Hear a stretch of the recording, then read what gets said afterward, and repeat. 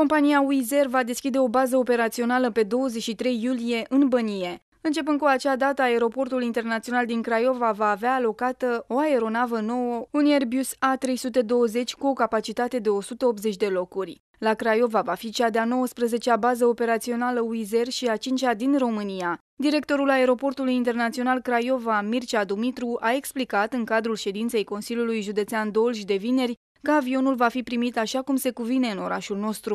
Se vorba de deschiderea bazei operaționale a companiei Wizz Air, sosirea la Craiova a unui avion care este asignat aeroportului din Craiova, cea de-a 19-a bază în Europa, din cele 124 de aeroporturi pe care zboară compania Wizz Air, a 5-a din România. Aeronava va veni probabil în data de 23 iulie.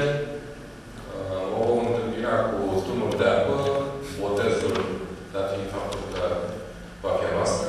Tot începând cu data de 23 iulie, Wizz Air va opera de la Craiova zboruri către 4 noi destinații externe.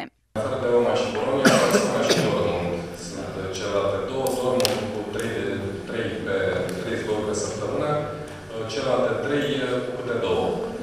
De asemenea, crește Bergamo la 4 zboruri pe săptămână, Londra, care trebuia să crească la 3 pe săptămână, deja a început de săptămâna trecută. Directorul aeroportului a mai anunțat că licitația pentru reabilitarea infrastructurii de mișcare a aeroportului Craiova a fost suspendată de Consiliul Național de Soluționare a Contestațiilor. Ofertele trebuiau depuse până pe data de 16 iunie.